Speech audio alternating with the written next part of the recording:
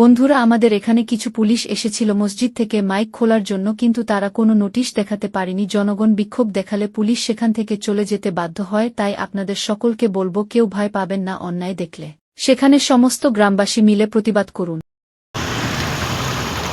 আমি সমস্ত পশ্চিমবাংলার মুসলমানদেরকে বলছি, আপনারা সতর্ক হয়ে যান। কারণ পশ্চিমবাংলায় একটা পুরো র্যাকেট চলছে মুসলমানদের উত্তেজনা করার জন্যই, যে মুসলমানদের উত্তেজিত করব আর ওরা আমাদের ফাঁদে পা দেবে।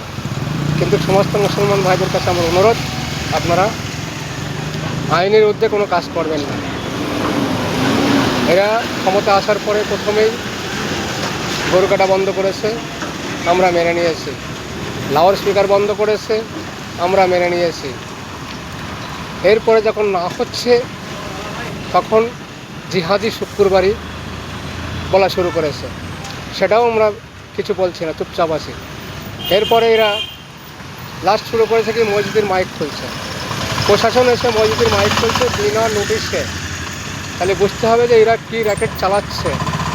কিছু আরএসএস সংগঠন আর কিছু নেতা আর তার সাথে মিলিত আছে কিছু পুলিশ, এই সব মিলিয়ে এরা মুসলমানকে অত্যাচার করার জন্য একটা র্যাকেট চালাচ্ছে।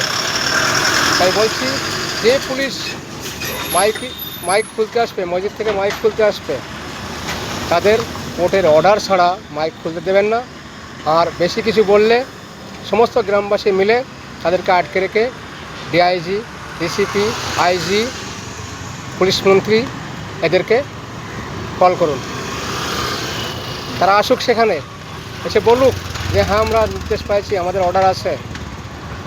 এই ছোটোখাটো থানার চুনাপুটিরা এসে মাইক খুলছে, এদের সাহস দিয়েছে কে?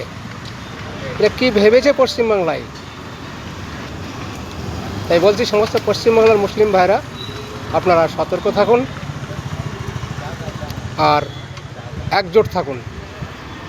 এরা একটা কিছু করতে চাইছে পশ্চিমবাংলায়, কিন্তু পেরে উঠছে না। যে আমরা সেই ফাঁদে পা দিচ্ছি না বলে এরা পেরে উঠছে না। এদের ফাঁদে আমরা পা দেবো না, কারণ আমাদের গোবর আর গরুর পেশাব খাওয়া মাথা না। তাই এদের ফাঁদে আমরা পা দেব। জয় হিন্দ, জয় ভারত।